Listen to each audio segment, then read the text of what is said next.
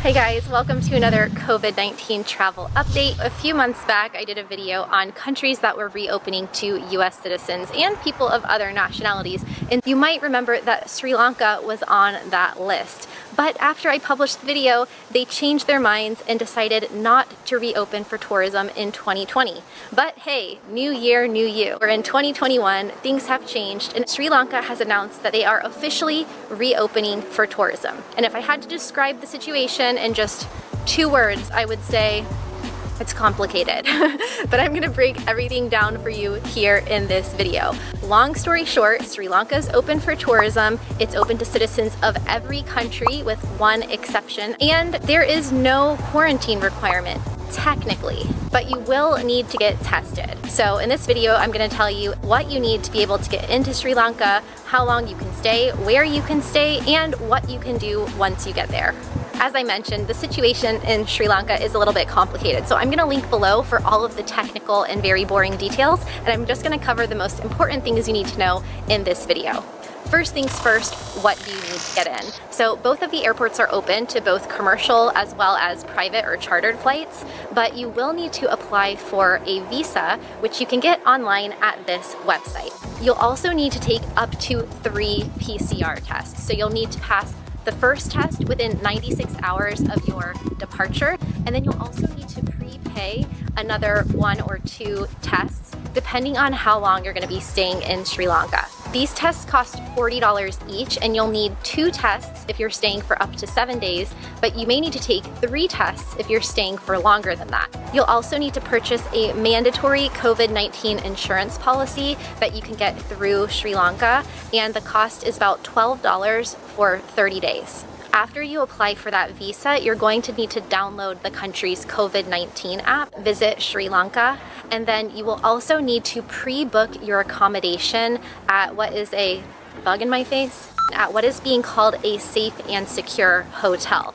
So for the first 14 days, even though you don't need to quarantine, you do need to stay in a government-approved safe and secure hotel. The good news is you won't be confined to your room, but you can actually hang out, walk around the resort, use the amenities, use the pool, go to the restaurants. So you are, I guess, quarantined in the hotel, you're just not quarantined in your room. So just to recap so far, you're going to need that online visa, you're going to need to fill out a health declaration form, and you're going to need to pass a COVID-19 test within 96 hours before departure. You'll also need that insurance policy, and then the 5th thing you'll need is to pre-book your hotel. Okay, fast forward, you have now arrived in Sri Lanka, you're ready to hit the pool.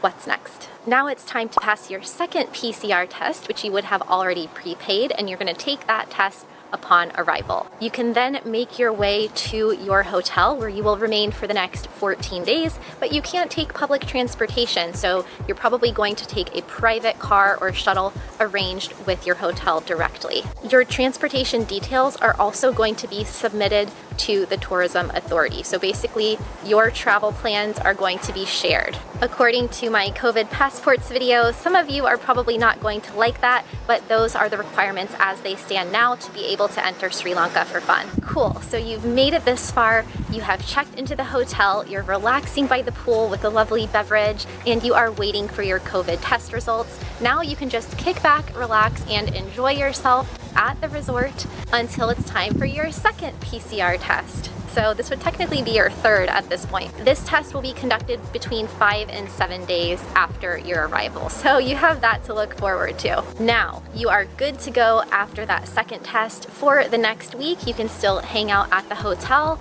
but you can't do much else until after that initial 14-day period has passed. So once it's been 14 days and you've been negative for COVID 3 times, you can leave the resort grounds and you can go to a few limited tourist sites. By this point, you will have had plenty of time to plan some excursions, ideally with your hotel. I'm sure they'll be ready to help you out. And your actual itinerary of where you're going to go will also be submitted to tourism authorities. So there are only a few select sites that are open for sightseeing, and they also have a limited capacity, and you have to pre-book a time that you want to go to those sites. They're calling this a biosafety bubble, and everything is going to be super micromanaged, from where you're going to what time you're going to when you will be stopping for meals or other sorts of breaks. So it's not going to be what you're used to for tourism, but it will be possible to see the sights in Sri Lanka. Any tour guides or operators that are traveling with you are going to have to be decked out in PPE, so also prepare for that. And if you're curious about where you can go, then you can check which sites are open and the time slots available on this website below. But just as an overview, you can do things like visit national parks, go whale watching, go on safaris, go to the zoo, and go to some temples and botanical gardens. So it is quite limited. Right now there are only 17 attractions on the approved list, but I expect that they'll be adding more in the months to come.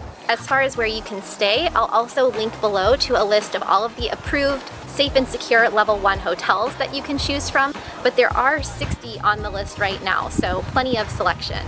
Other random things to know is that Sri Lanka is limiting the amount of tourists per day, which right now is around 2,500, but that could go up. And again, everyone's welcome, except word on the street is that the UK is temporarily banned due to their new COVID-19 variant. So otherwise, you should be good to go. Oh, another thing, Sri Lanka is not giving any preferential treatment to people with the COVID vaccine. So for all of you wondering if you have your COVID passport with you and if you can show proof of immunity, that is not going to get you out of any of the entry requirements. Okay fam, that is your COVID-19 travel update for today. Check out this playlist if you're curious about any countries you might have missed in the past, and let me know in the comments below which destination you want me to cover next. Either way, give this video a like, share it with your friends who love travel as much as you, and see you in the next video.